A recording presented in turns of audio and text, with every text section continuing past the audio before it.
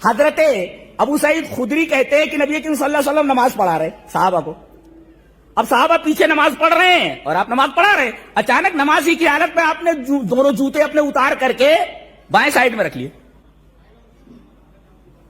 ایک جوتا اتارا آپ نے, پھر یہ جوتا اتارا, اس کے بعد آپ نے بائیں طرف رکھ لیا جوتے کو, اپنے دونوں جوتے بائیں طرف رکھ لیے.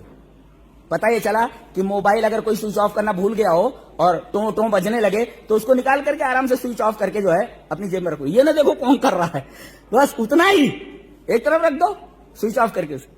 اب نبی اکرم صلی اللہ علیہ وسلم نے جوتوں کو بائیں جانب رکھ دیا.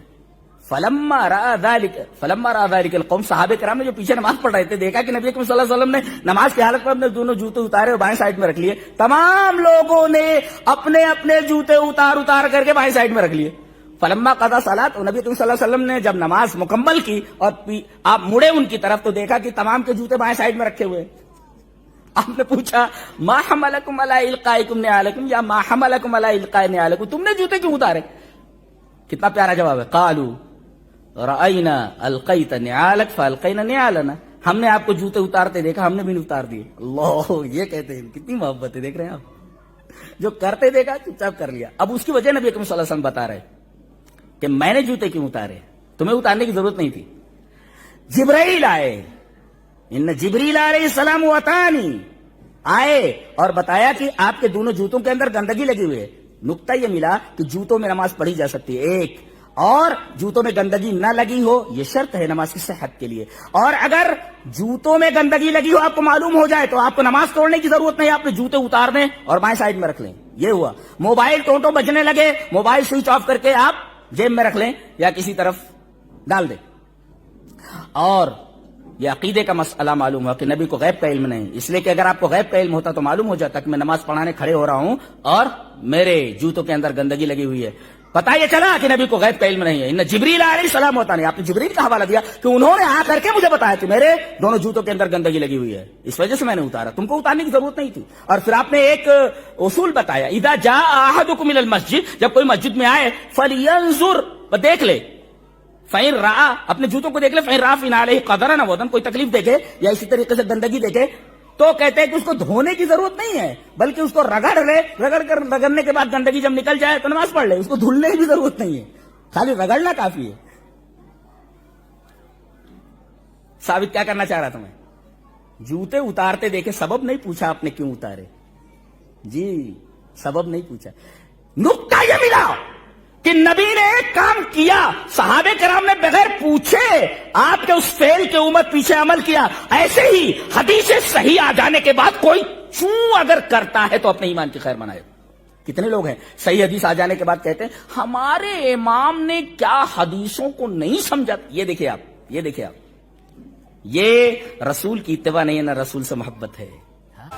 آپ نے کبھی غور کیا کہ افطار میں جلدی کرنے کے لیے جو کہا گیا ہے, اور یہ کہا گیا کہ افطار میں جلدی کریں گے تو خیریت سے رہو گے, کیا فلسفہ ہے اس میں؟ کبھی غور کیا آپ نے؟ ارے بھائی 2-4 منٹ 10 منٹ کے بعد اگر کھا لیتے ہیں تو کیا حرج ہے, اور زیادہ ثواب ملنا چاہیے نا. جتنی زیادہ دیر ہوگی اتنی زیادہ ہم روزے میں رہیں گے, اتنا زیادہ ہمیں ثواب ملنا چاہیے. اور یہاں الٹا کہا جا رہا ہے, دیر کرو گے تو خیریت نہیں ہے, جلدی کرو گے تو خیریت ہے. غور کیا آپ نے کبھی کہ ایسا کیوں ہے؟ ایسا اس وجہ سے ہے کہ ہم سورہ فاتحہ میں کہتے ہیں کہ اللہ ہمیں منعم علیہم کا راستہ چاہیے. منعم علیہم کون ہے؟ صحابہ ہیں, انبیاء ہیں, جن کے پاس علم بھی تھا, عمل بھی تھا. اس کے بعد کہا ان لوگوں کا راستہ نہیں چاہیے جو مغضوب علیہم ہیں, یعنی یہود ہیں. مغضوب علیہم سے مراد یہود ہیں اور ضالین سے مراد نصارہ ہیں. تو ضالین جو ہیں یہ نصارہ ہیں اور مغضوب علیہم یہود ہیں. یہودی کیا کرتے تھے معلوم ہے؟ وہ بھی روزہ رکھتے تھے, اور وہ لوگ غروب آفتاب کے بعد بھی افطار نہیں کرتے تھے, یہاں تک کہ تارے نظر آنے لگتے تھے اور اس کے بعد وہ افطار کرتے تھے.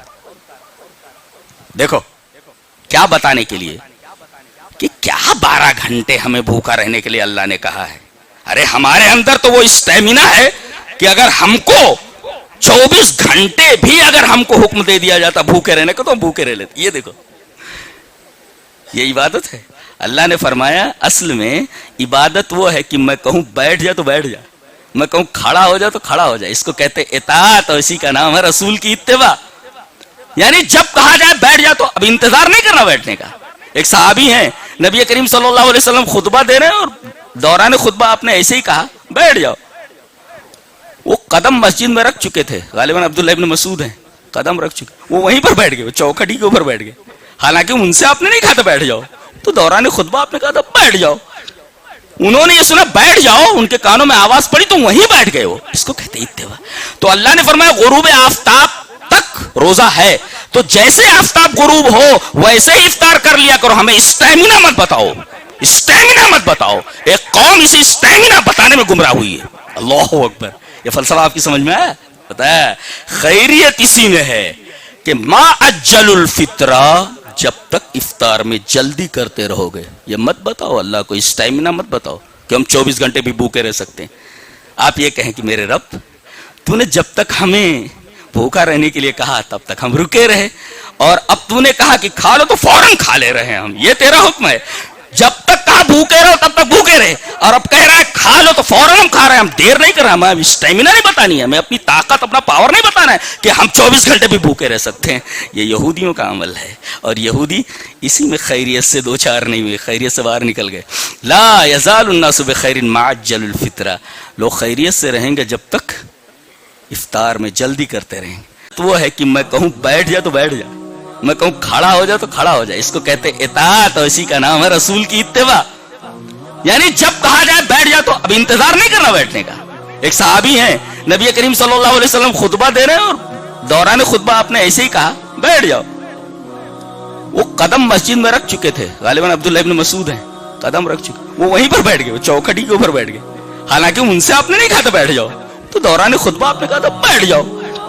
انہوں نے یہ سنا بیٹھ جاؤ, ان کے کانوں میں آواز پڑی تو وہیں بیٹھ گئے. وہ اس کو کہتے اتباع. تو اللہ نے فرمایا غروب آفتاب تک روزہ ہے, تو جیسے آفتاب غروب ہو ویسے ہی افطار کر لیا کرو. ہمیں اسٹیمنا مت بتاؤ, اسٹیمنا مت بتاؤ. ایک قوم اسی اسٹیمنا بتانے میں گمراہ ہوئی ہے. اللہ اکبر. یہ فلسفہ آپ کی سمجھ میں آیا؟ پتہ ہے خیریت اسی میں ہے کہ ما اجل الفطرہ, جب تک افطار میں جلدی کرتے رہو گے. یہ مت بتاؤ اللہ کو, اسٹیمنا مت بتاؤ کہ ہم 24 گھنٹے بھی بھوکے رہ سکتے ہیں. آپ یہ کہیں کہ میرے رب تو نے جب تک ہمیں بھوکا رہنے کے لیے کہا تب تک ہم رکے رہے, اور اب تو نے کہا کہ کھا لو تو فوراً کھا لے رہے ہیں ہم. یہ تیرا حکم ہے. جب تک کہا بھوکے رہو تب تک بھوکے رہے, اور اب کہہ رہا ہے کھا لو تو فوراً ہم کھا رہے ہیں. ہم دیر نہیں کر رہے, ہمیں اسٹیمنا نہیں بتانی ہے, ہمیں اپنی طاقت اپنا پاور نہیں بتانا ہے کہ ہم 24 گھنٹے بھی بھوکے رہ سکتے ہیں. یہ یہودیوں کا عمل ہے, اور یہودی اسی میں خیریت سے دو چار نہیں ہوئے, خیریت سے باہر نکل گئے. لا یزال الناس بخیر ما عجل الفطرہ, لوگ خیریت سے رہیں گے جب تک افطار میں جلدی کرتے رہیں گے. تو افطار میں جلدی کری, خیریت آ جاتی, خیر آ جاتا. سحری کھائیے برکت آ جاتی, تو خیر و برکت دونوں. رمضان کے روزے رکھیے, تقویٰ آ گیا. اچھا